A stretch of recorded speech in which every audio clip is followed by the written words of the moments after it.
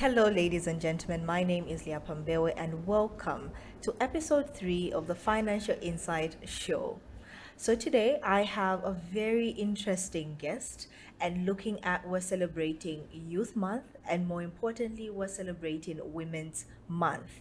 I have Mutumboi Mundia from the SEC, who is Director, Market Supervision and Development. Mundia, welcome to FinSight. Thank you so much, Lyapa. I'm very excited to be here. It's my Yes. first. Yes, and we're excited to have you here. Congratulations on the launch of the Capital Markets Master Plan. We saw it launched last month. I'm sure it's been like a long time coming. There's been so much work that was put in, and more importantly, to have it approved by cabinet. How was the trip to get to where it is right now? Well, the journey has been quite long. We started contemplating the need for a master plan years back, as far back as 2016. It's been a very interesting journey. Um, we have interacted with various players. One of the things, oh, by the way, I think it's very important to mention from the onset that, a master plan of this nature is a government document. It's a strategy, a national strategy document. And so ideally, it's not a document that is owned by, for instance, one stakeholder like the Securities and Exchange Commission. It is a national document that is and the Ministry of Finance, National Planning are the custodians of this document. So you can imagine, with it being what it is, the level of consultations that went into that. There was the emphasis from the Ministry of Finance and National Planning to ensure that different voices were heard, Yes. different views were considered, and eventually Zambians drafted the vision of what they see their capital markets in the next 10 years. I do know you have made mention of different stakeholders to the capital markets master plan.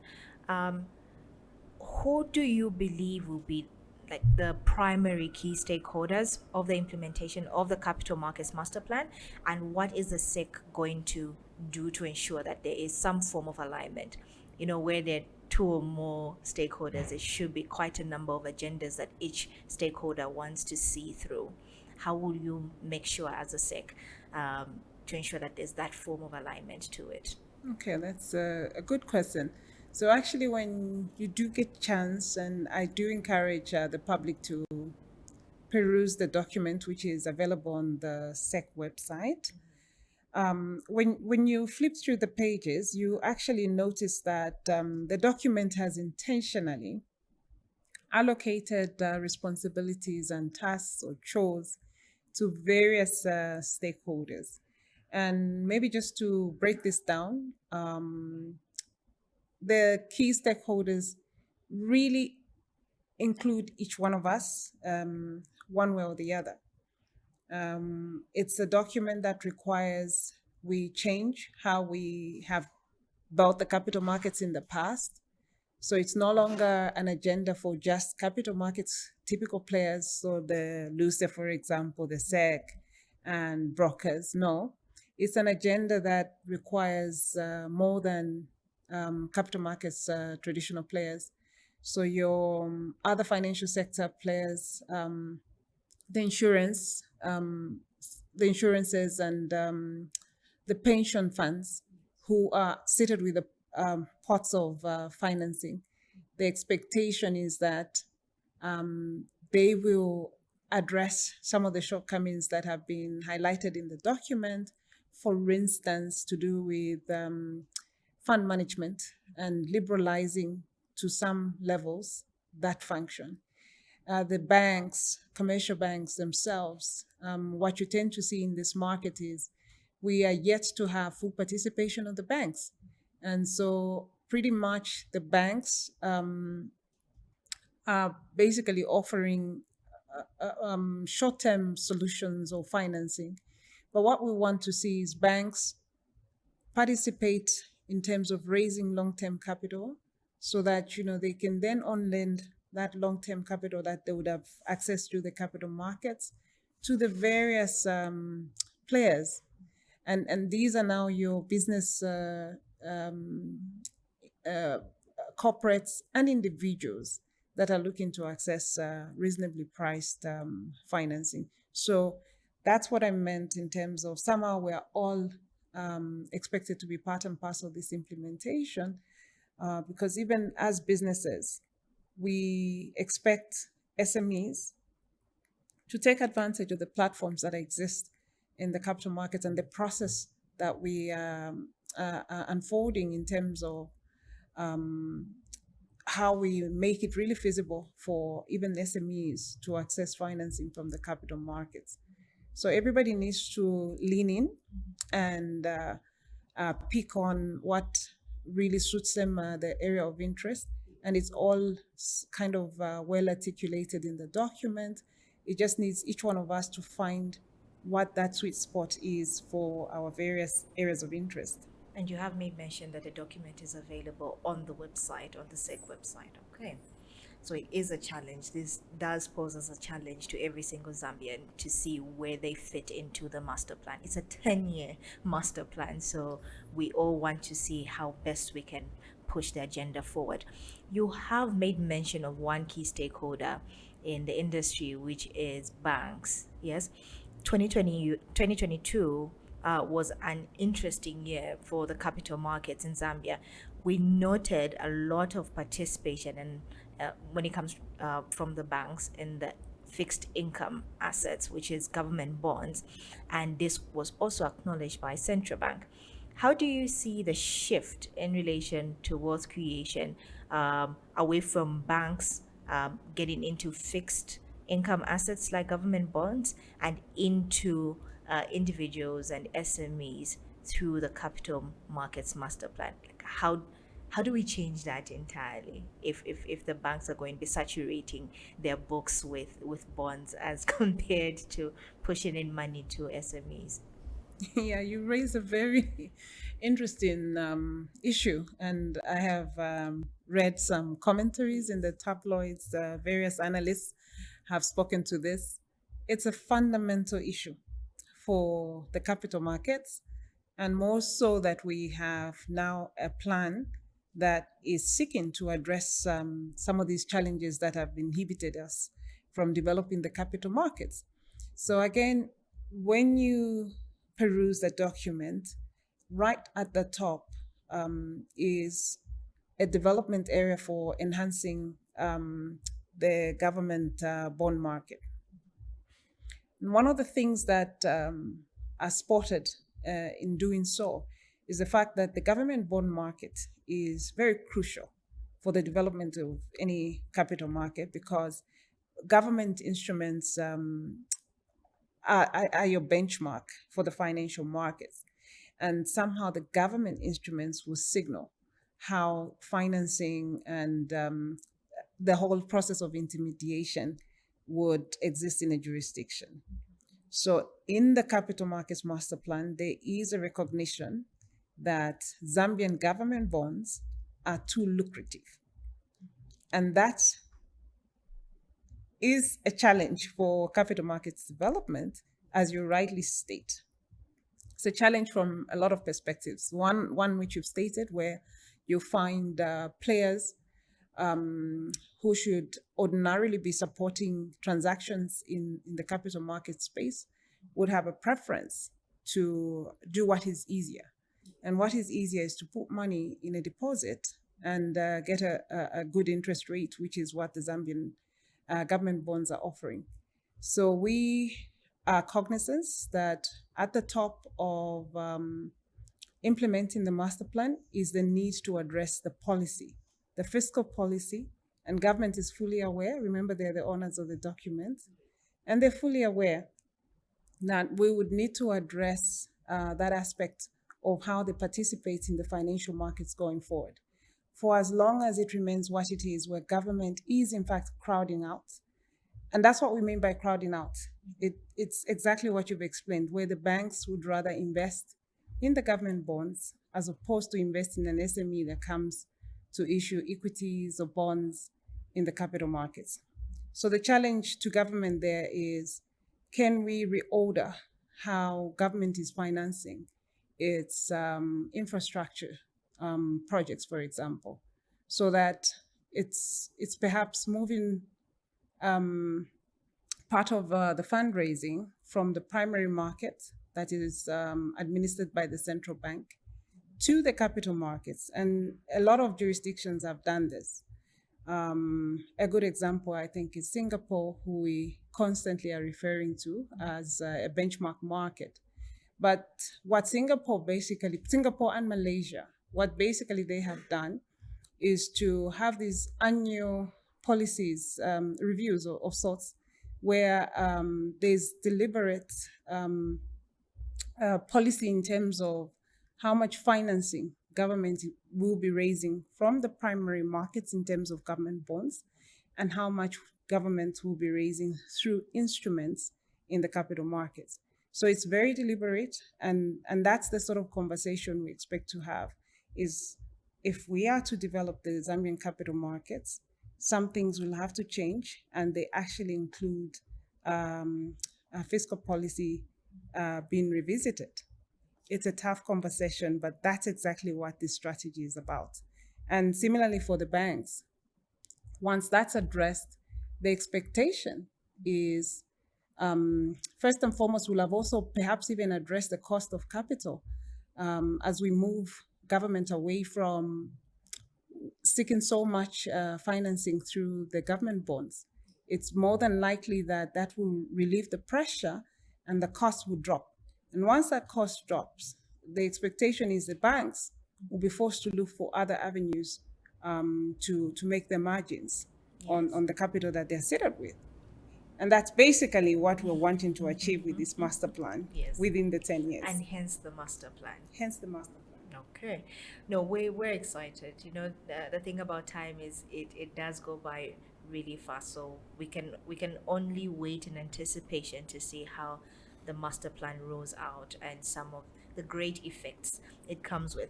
So whilst we're still looking at different parts, excuse me, of the capital markets, we'll jump into the stock markets. Yes.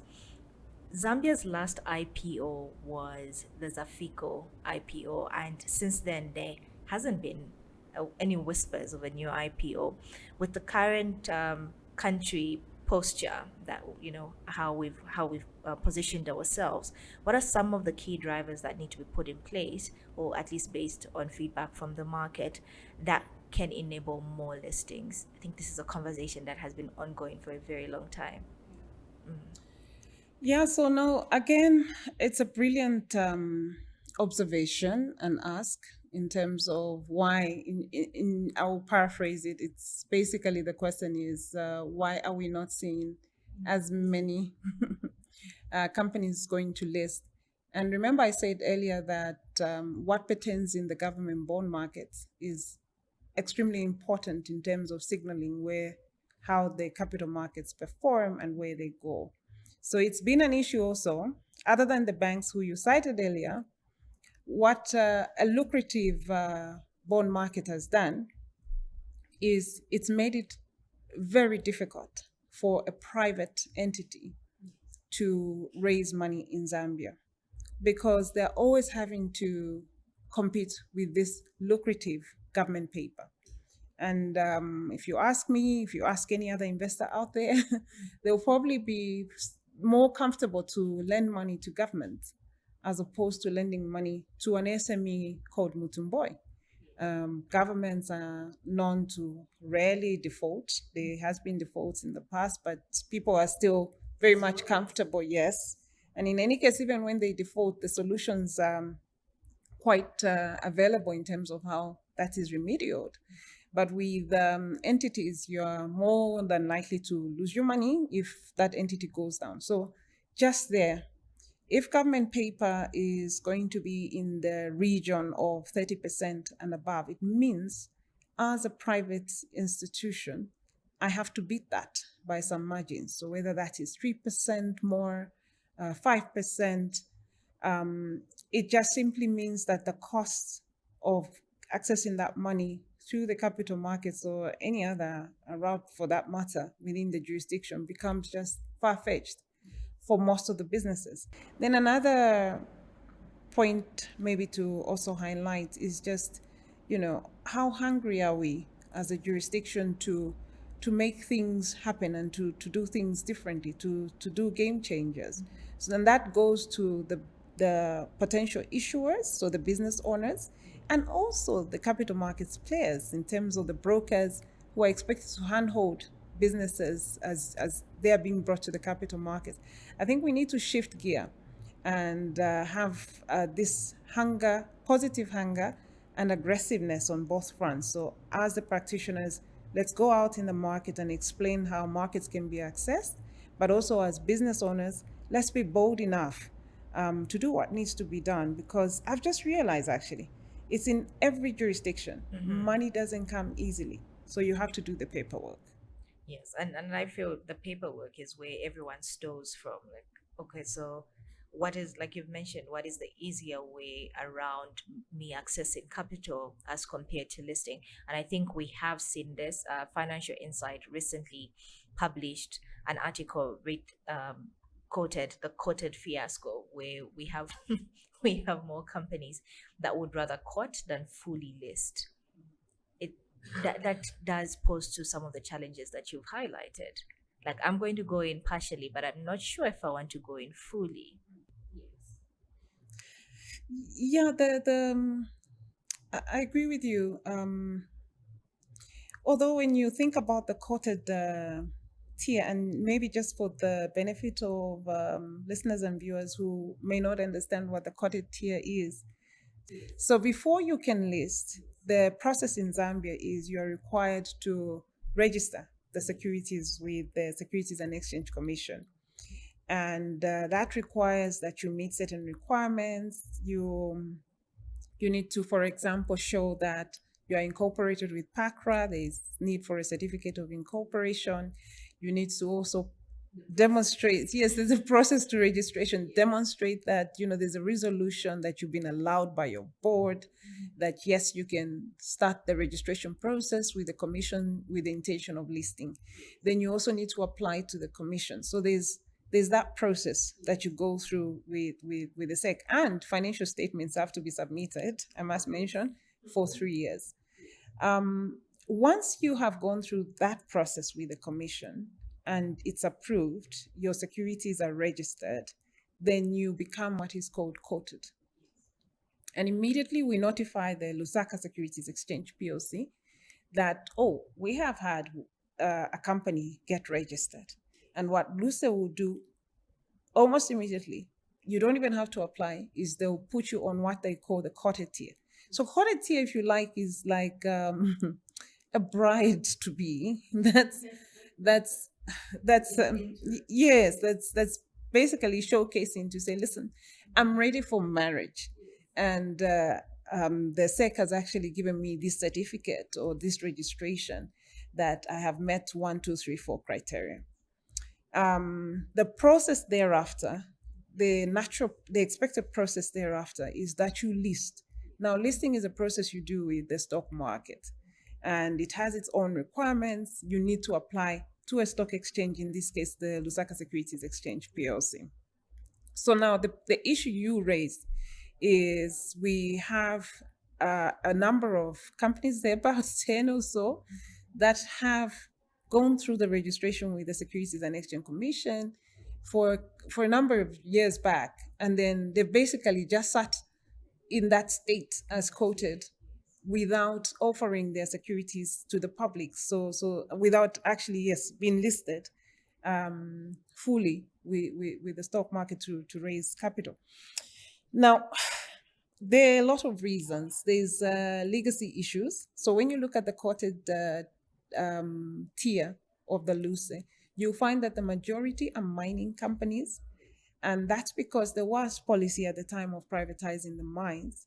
And the policy was to encourage the mines to list in a couple of years.